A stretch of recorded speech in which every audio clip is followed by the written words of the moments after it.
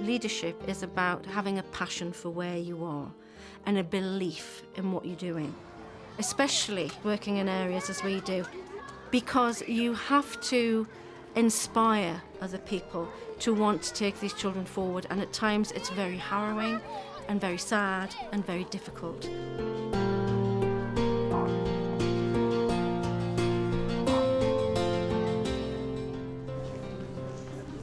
St Aidan's School in Gateshead serves one of Britain's poorest communities. 60% of the children receive free school meals and 78% come from single-parent families. My favourite time of the week when we celebrate all the wonderful things that we do in St Aidan's School. Parents are invited into the school for the weekly Achievement Assembly. And someone who's been learning to read the apple words. Well done, James. Thank you, Mrs. Steele. It's a pleasure, James. Now, somebody's been counting amounts. The type of parents that we're working with didn't particularly have a good experience in school. And there are parents here who do struggle still with the basic skills. They don't feel positive about themselves and they haven't had many positive experiences. And so what we try to build here is a set of positive experiences for their children, which the parents can then buy into, and we can work with them and make them feel good about themselves as well. Head teacher is always there for you to go and talk to if you need to. It's all right. She tries to encourage kids in healthy eating and activities, sporting and things like that. The teachers are really friendly and and you need any help, you just got to go in, and the head teacher, Miss Steele, she's lovely, really, really nice. And they come on really well here as well. Keep your head up. The majority of the children arrive at the school with levels of attainment well below average. Very close. If you're talking about the foundation stage profile, which is a profile that we have for the younger children, they come on in zeros and ones, which means they're not scoring anything at all in lots of the areas. And we especially find that that's with the social and emotional side of things, that children don't really know how to deal with certain situations. OK, reception. If we are good listeners, we look at the speaker. Could everyone look where the speaker's going to be? We have a great problem with speech and language here, and that's a great focus for us in the foundation stage and in Key Stage 1. And because our parents are burden singles, of course, we're looking at positive male role models for our children. I have been in water. Oh, man. Can anybody think of questions to ask? Who's nice and smart, Gabrielle? Bethany, what colour apron did you have? Red. Oh, man. All right, Zara. According to the head teacher, the school is successful because of a commitment to shared leadership. Hello, Miss Calvert. Good morning, children. It shouldn't be one person who's inspiring all the others and the others are going off and doing what they want to do. It's about distributive leadership, working together, everyone taking and stepping up to the mark and being a leader in something. Lindo, just had a query about the attendance of this particular child. I was wondering, could we have a look at it on the computer, please? Yes. Leslie's faith in the abilities of her staff is leading them to take on greater responsibilities. Any problems? Okay. Lesley sees that as part of her role as a leader in school is to develop, as she says, leaders of the future. Cheryl is 31, but she's already on the path to being a head herself. I've already completed my MPQH, which is the qualification that I would need if I ever wanted to move on to headship. And I completed that 2 years ago with Leslie's support. I definitely wouldn't have put myself forward to take that qualification had I not been encouraged by Lesley. I would have thought that I was far too young and inexperienced. Good morning, Rebecca. Good morning. Caroline Marshall, the school's second assistant head and literacy coordinator, is just 27. I don't think I'm a natural leader. I have a passion for teaching and then I have a passion for English, but Leslie's definitely brought that out more, the leadership side more, given great advice, on how to deal with certain situations. A couple of minutes, Karen, I just wanted to... Did you manage to speak to him at lunchtime? I did, yes. There are circumstances that you do find yourself in every day because of the area of the school, where in other schools you wouldn't find yourself in, and you do need friends in the school, other members of staff to turn to, who you can speak about a situation with where you feel sort of maybe under threat or something like that. so you don't go into a situation completely cold. Our parents can be very scary. And one of the problems is that our parents don't have the language of social convention, which we teach our children and we feel is very, very important.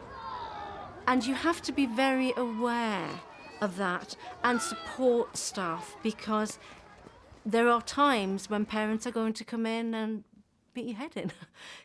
That's the kind of language that they use, a quite emotive language. And you have to have systems in place which will safeguard your staff as well as your children.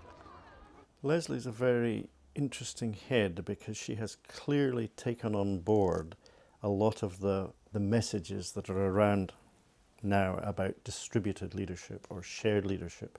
And she does that. I think what she's very good at is recognising the potential of her staff, not only to become head teachers and become leaders in the future, but also to be leaders at the moment in their own roles and collegially with one another.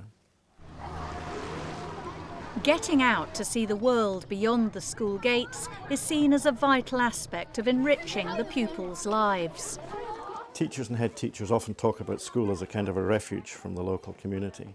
And I think what happens at St Aidan's is that Lesley makes a lot of attempts really to get children back into their own community, to know the community, to find out things that they have maybe walked past every day but never really seen or never really experienced. So for example, there's a museum just down the road from the school, and taking to the children to a museum which perhaps their parents have never taken them to, and yet it was there, to the parks and to the quayside and all of those kind of things. That's a tremendously important part of children's understanding of the world that they can relate to. Year 5 teacher Sarah Charlton's enthusiasm for her role as PE coordinator has led to this trip to a local park. She's leading a project to improve the school playground. What material is the equipment made from? There's rubber when you climb up the ladders. Right. There's wood as well and then ladders over there. Excellent.